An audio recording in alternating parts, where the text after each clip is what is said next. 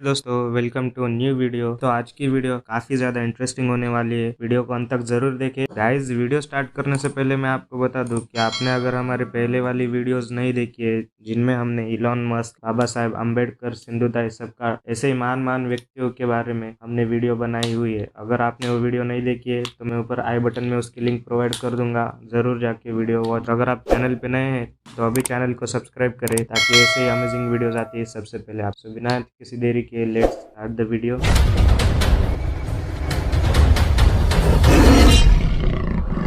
आज हम बात करेंगे चाणक्य के बारे में, जिनका जन्म 375 BC में पाकिस्तान के तक्षशिला में हुआ। चाणक्य नीति पे कई राजाओं ने अपने साम्राज्य खड़े किए, लेकिन उनका भी एक सपना था। चाणक्य एक अखंड भारत का निर्माण करना चाहते थे और इसी को लेकर एक किस्सा मैं आपको बताता हूँ। उस समय सबसे शक्तिशाली इंसान था धनानंद, जो कि नंदा डायनेस्टी का सम्राट। लेकिन उस समय वो प्रजा से कर्ज वसूलने में या फिर स्त्रीगमन में अपना सारा वक्त गवा देता था। अखंड भारत का सपना लेके चाणक्य एक बार धनानंद से मिलने गए। उसे उन्होंने अपना सपना बताया। तब धनानंद ने उनकी बेइज्जती करके उन्हें धक्के मार के निकाल दिया।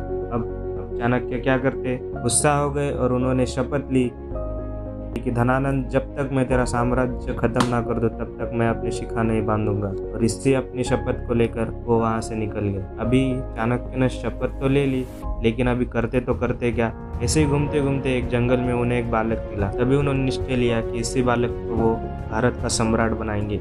उसे उन्होंने नाम दिया चंद्रगुप्त मौर्य। चाणक्य ने चंद्रगुप्त को सारी नीतियाँ सिखा दी, युद्ध के लिए जैसे तैयार किया और उसे सारी युद्ध नीतियाँ सिखा दी। अब चंद्रगुप्त युद्ध के लिए अच्छी तरह से तैयार था और युद्ध लड़ना भी जानता था। चाणक्य ने उसी तरीके से चंद्रगुप्त को बता दिया कि कैसे उन्हें धनानंद का साम्राज्य खत्म करना है। तो बिना किसी देरी किए वो अपनी सारी सेना लेके पहुंच गए धनानंद के साम्राज्य में, नंदा डायनेस्टी में। वहाँ पे बहुत घमासान युद्ध हुआ। काफ़ी ज़्यादा युद्ध होने के बाद जो होना था वही हुआ। चाणक्य और चंद्रगुप्त हार गए। हारने के बाद वो भागते भागते एक कुटिया के पास गए, जहाँ पे एक छोटा बच्चा खाना खा रहा था। खाना खाते खाते उस बच्चे ने अपना हाथ गरम खाने के अंदर डाल दिया, जिससे उसका हाथ पूरा जल गया। यह देख के उसकी माँ बोली, चाणक्य के जैसे पागलपन क्यों कर रहा है। चाणक्य ने सबसे बड़ी गलती ये की थी कि उन्होंने सीधा जाके मगध के बीचों बीच हमला कर दिया, जबकि उन्हें मगध के परिधियों से हमला करना चाहिए था। अब चाणक्य ने दिमाग लगाया और चाणक्य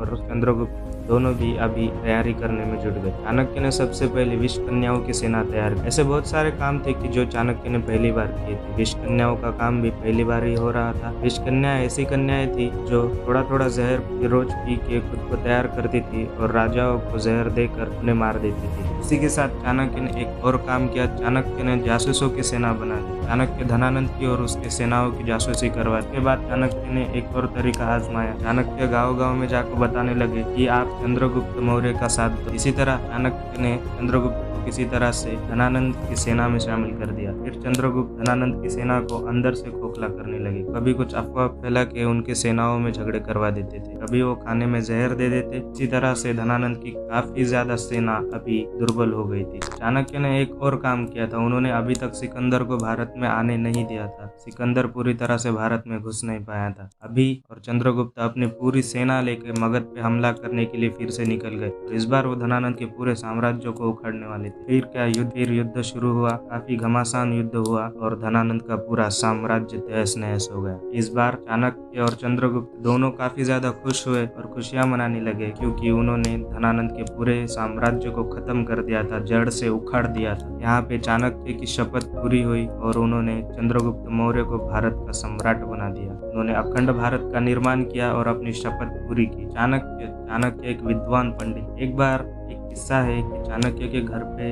एक विद्वान पंडित आए, जिन्होंने उनकी माँ को बताया कि ये बेटा, यह काफी ज्यादा विद्वान बच्चा है, इसके कुंडली में राजयोग लिखा है। अगर आपको झूठ लगता हो तो उसके दांत पे एक नाग का निशान होगा, आप वो निशान जरूर से देखें। यह कहने के बाद ही जब उन चाणक्य की माँ ने वह नाग का निशान देखा तो सही में उनके दांत पे वो नाग का निशान था। ये देख के उनकी माँ रोने लगी। चाणक्य ने पूछा तो उनकी माँ ने उन्हें सब कुछ बता दिया। तब चाणक्य ने एक पत्थर लेके अपना दांत तोड़ दिया और कहा कि माँ, तेरे लिए मैं ऐसे कई साम्राज्य छोड़ दूं और मुझे कोई राजयोग नहीं चाहिए। इसी से उनकी बुद्धिमत्ता छलक। चाणक्य की चाणक्य नीति तब से लेके आज तक प्रसिद्ध है। उनके चाणक्य नीतियों पे कई लोग अपना जीवन व्यतीत करते हैं। चाणक्य की चाणक्य नीतियों पे कई राजाओं ने अपने साम्राज्य खड़े किए, कई राजाओं ने अपना वर्चस्व प्रस्थापित किया। चाणक्य की चाणक्य नीति पे कई किताबें भी लिखी गई है। चाणक्य एक पंडित थे, एक विद्वान थे, एक ब्राह्मण थे और एक लेखक भी। उन्होंने अपना अखंड भारत का सपना आखिर पूरा करके दिखाया और चंद्रगुप्त मौर्य को अखंड भारत का राजा बना दिया। सो गाइस, कैसा लगा ये वीडियो? चाणक्य की चाणक्य नीति बहुत ज्यादा प्रसिद्ध है, लेकिन उसे बताने के लिए कथा के स्वरूप में उसे बताने का प्रयास किया है। अगर आपको ये वीडियो अच्छा लगा हो तो वीडियो को लाइक करें और चैनल को सब्सक्राइब करें और बेल आइकन को भी जरूर से दबाएं ताकि नेक्स्ट वीडियो आते ही वो सबसे पहले आपके पास आए। तब तक के लिए मुझे दीजिए इजाजत। मिलता हूं आपको नेक्स्ट वीडियो में।